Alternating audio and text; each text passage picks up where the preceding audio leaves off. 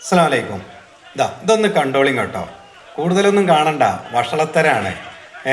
ബമ്പുറ്റ ഹംസ റളിയല്ലാ ചാടി ടംബിയസ് വതിൽ മാറടാ എന്ന് പറഞ്ഞില്ലേ, അതാണ്. ഇത് കൂടുതൽ കാണണ്ട, അത് അത്ര കാണാൻ പറ്റിയ സംഭവം ഒന്നല്ല. പള്ളി കമ്മിറ്റിയാണ്, പള്ളിയിലുള്ള അടിയാണ്. എന്തിനാ അടിയെന്നറിയോ? ഒന്നുകിൽ പിടിച്ചെടുക്കാൻ, ഭൂരിപക്ഷവും പിടിച്ചെടുക്കാനാണ്. അത് ഗ്രൂപ്പ് ആവാം അല്ലെങ്കിൽ കമ്മിറ്റി ആവാം. ഇതിനെക്കുറിച്ചിട്ട് ഖുർആൻ എന്താ പറയണുള്ളതെന്നും കൂടി നമുക്കൊന്ന് മനസ്സിലാക്കണമല്ലോ. ഖുർആനിൻ്റെ 2-ാം അധ്യായത്തിൽ സൂറത്തുൽ ബഖറയിൽ 114-ാമത്തെ ഒരായത്തുണ്ട്. വമൻ അളുലം എന്ന് പറഞ്ഞിട്ടാണ് തുടങ്ങുന്നത്. ആരാണ് ഏറ്റവും വലിയ അക്രമി? മിമ്മൻ മനഅ മസാജിദ് അല്ലാഹി അൻ യുദ്കറ ഫീഹ ഇസ്മുഹു. ആരാണ് അള്ളാഹുവിൻ്റെ നാമത്തെ പ്രകീർത്തിക്കുന്നത് തടയുന്ന വ്യക്തി, അവനാണ് ഏറ്റവും വലിയ അക്രമി കേട്ടോ. ഈ തല്ലുണ്ടാക്കി അവിടെ പ്രശ്നങ്ങൾ ഉണ്ടാക്കുന്ന ആള്. ഞാനൊരു ദിവസം മഞ്ചേരിക്ക് പോവുകയാണ്. അപ്പോൾ ഒന്ന് റൂട്ട് മാറി പിടിച്ചു. ഈ പൂപ്പലം വഴിയുള്ള റോട്ടിന് അങ്ങോട്ട് പോയിട്ട് ഇടത്തോട്ട് പിടിച്ചതാ. അപ്പോൾ അങ്ങോട്ട് പോകുമ്പോൾ ഞാൻ നോർമലി അതിലിടക്കിടക്ക് പോകുമ്പോൾ ഒക്കെ പള്ളി കയറാനും മൂത്രമൊഴിക്കാനും ഒക്കെ പോകുന്ന ഒരു സ്ഥലമാണ്. അപ്പോൾ എപ്പോഴും ഒന്നും പോകില്ല, ഗ്യാപ്പ് ഇട്ടിട്ടാണ് പോവുക. അപ്പോൾ നോക്കുമ്പോണ്ട് ആ പള്ളിയുടെ ഗേറ്റ് അടഞ്ഞു കിടക്കണം. നിറയെ തേക്കുള്ളതൊക്കെ വീണ് കിടക്കണുണ്ട്. എൻ്റെ പ്രഗത്ഭരായ 2 സുഹൃത്തുക്കളൊക്കെ ഉള്ള സ്ഥലമാണ്. അപ്പോൾ നോക്കുമ്പോൾ നമ്മളെ നാട്ടുകാരനൊക്കെ ഒരാളൊക്കെ അവിടെ കത്തിക്കുത്തേറ്റിട്ട് ആശുപത്രിയിലായിട്ടുണ്ടായിരുന്നു. അപ്പൊ മനസ്സിലായോ? വമൻ അളുലമു മിമ്മൻ മനഅ മസാജിദല്ലാഹ് അൻ യുദ്കറ ഫീഹ ഇസ്മുഹു. അള്ളാന്റെ നാമം പ്രകീർത്തിക്കുന്നതിന് തടസ്സം നിൽക്കുന്ന ആ ജിഹാദ് ഉണ്ടല്ലോ, ആ ജിഹാദാണ് നമ്മളെ ചില എത്തിക്സ് വാദികളുണ്ടല്ലോ, ആരിഫ് ഹുസൈനൊക്കെ പറയുന്ന ജിഹാദ്. അതാണ് ആ ജിഹാദ്, തെമ്മാടിത്തരം. അല്ലാതെ ജിഹാദ് എന്ന് പറഞ്ഞാൽ അതല്ല. ഈ ജിഹദ് എന്ന പദത്തിൽ നിന്ന് ചലനാത്മകത എന്ന് പറയുന്ന ഒരു വാക്കിൽ നിന്ന് വരുന്നതാണ് ജിഹാദ്. ജിഹാദും ഫി സബീലില്ല, അള്ളാഹുവിൻ്റെ മാർഗത്തിലുള്ള ചലനം, പ്രവർത്തനം, അതൊക്കെയാണ് ജിഹാദ്. അല്ലാണ്ട് ഇതൊന്നും അല്ല ജിഹാദ്. അതിൻ്റെ നാശത്തിന് ഹേതുവാകുന്ന പ്രവർത്തനങ്ങൾ നടത്തുകയും ചെയ്യാം. ഇതൊക്കെ ഇപ്പം അതിൻ്റെ നല്ലതിന് വേണ്ടിയിട്ടാണല്ലോ അല്ലേ? ഒന്നുമല്ല, ഇതൊക്കെ ഇതിൻ്റെ നാശത്തിന് ഹേതുവാകുന്ന പ്രവർത്തനമാണ്. വാസ്തവത്തിൽ അവരവിടെ ഭയഭക്തിയോട് കൂടിയിട്ട്, പേടിയോട് കൂടിയിട്ടൊക്കെ പ്രവേശിക്കാൻ പാടുള്ളൂ. പക്ഷെ ഇവർക്ക് പേടിയില്ല, ഒന്നുമില്ല. അവിടെ പോയി തല്ലുണ്ടാക്കുക, അത് പിടിച്ചടക്കുക. അവിടുത്തെ നിങ്ങൾ അത് നോക്കിക്കോണോ, നാട്ടിലുള്ള എല്ലാ പള്ളിക്കൊന്നും ഈ പ്രശ്നമല്ല. ഫണ്ട് കൂടുതൽ വരുമ്പോഴാണ് ഈ പ്രശ്നമുള്ളൂ. ആ ഫണ്ടിൻ്റെ കൈകാര്യകർത്താക്കളാവാനും ആ ഫണ്ടുള്ള പള്ളി പിടിച്ചടക്കാനും ചില ഗ്രൂപ്പുകൾക്ക് വലിയ താല്പര്യമാണ്. എന്നിട്ടോ ഖുർആൻ അവരെ പറ്റി പറയണ എന്താ അറിയോ? ലഹും ഫിദ്ദുന്യാ ഖിസ്യുൻ.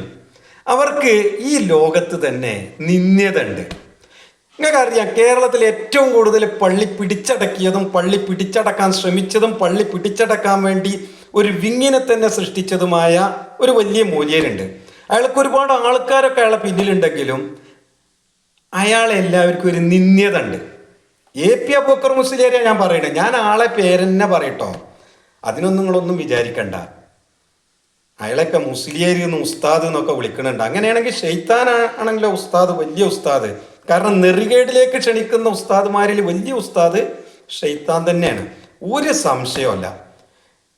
ഇയാള് ഇപ്പൊ പിണറായി വിജയൻ പറയും പള്ളികളിലൊന്നും പ്രശ്നമില്ലാന്ന്. പള്ളികളിൽ പ്രശ്നം ഉണ്ടാക്കിയതിന്റെ മുഴുവൻ കാരണക്കാര് ഈ ടീമാ. ഈ ടീമിന്റെ പിന്നിൽ ആരാ?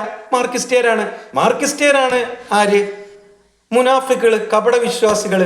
A person who says I am Marxist Muslim, that means he is മുനാഫിക്. Because of that Islam is a religion and Marxism is against religion. അത്രേ പറയാനുള്ളൂ. മാർക്സിസം റിലീജിയനെതിരാണ്, മതത്തിനെതിരാണ്. അതിനെ കൂട്ടിക്കെട്ടിയുണ്ടാക്കിയ ഒരു പ്രസ്ഥാനമാണ് ഇവിടെ ഏറ്റവും കൂടുതൽ പള്ളികളിൽ പ്രശ്നം ഉണ്ടാക്കിയത്. ഒരു 80% കൂട്ടിയാൽ മതി, 20% ബാക്കിയുള്ളവർക്കും പങ്കുണ്ട്.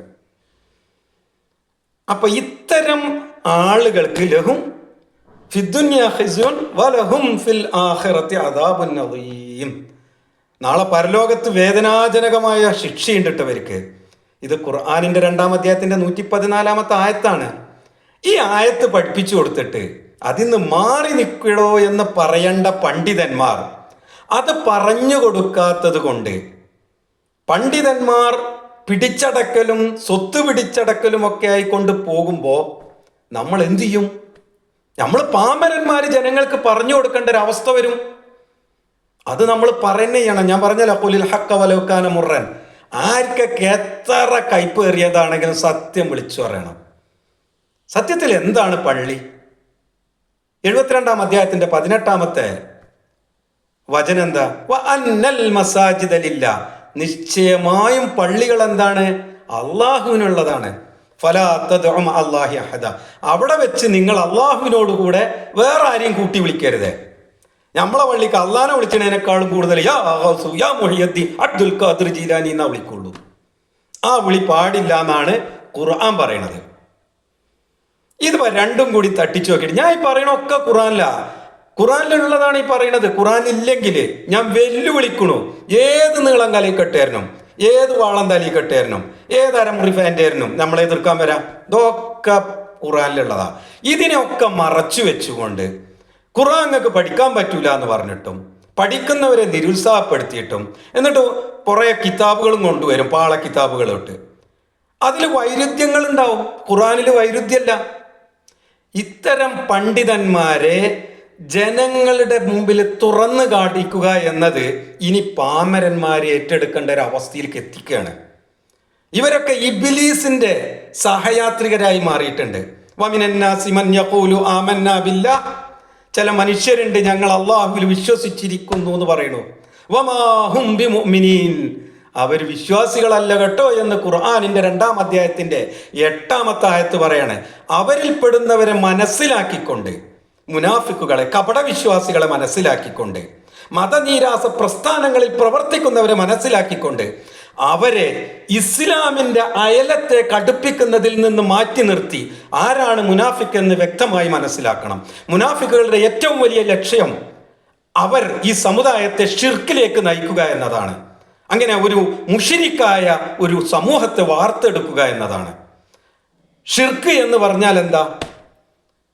ഏകനായ അള്ളാഹുവിനെ ആരാധിക്കുവാൻ വേണ്ടി അള്ളാഹു അവന്റെ അന്തിമ പ്രവാചകനായി പറഞ്ഞയക്കപ്പെട്ട മുഹമ്മദ് നബി സല്ലല്ലാഹു അലൈഹി വസല്ലമയും നമുക്ക് ഒരു എവിഡൻസ് ഗ്രന്ഥമാക്കി നമുക്ക് ഇറക്കി തന്ന ഖുർആനും ഇതിനെ തള്ളിപ്പറഞ്ഞുകൊണ്ട് ഇതിനെതിരെ പറഞ്ഞ് പല ദൈവങ്ങളെ ആരാധിക്കുന്ന, ഖബറിലുള്ളവരെ ആരാധിക്കുന്ന പ്രവണതയിലേക്ക് ഈ സമൂഹത്തെ കൊണ്ടെത്തിക്കുന്നതാണ് ഷിർക്ക്. അത്തരം ഷിർക്കൻ വിശ്വാസങ്ങളിൽ ചെന്ന് പാടാതിരിക്കുവാനും ഇത്തരം മുനാഫിക്കുകളുടെ ഷർറിൽ നിന്ന് മുക്തമാകുവാനുമുള്ള തൗഫീക്ക് അല്ലാഹു സുബ്ഹാനഹു വ തആല നമുക്ക് എല്ലാവർക്കും നൽകി അനുഗ്രഹിക്കട്ടെ. വ ആഖിറു ദഅവാന അനിൽ ഹംദുലില്ലാഹി റബ്ബിൽ ആലമീൻ.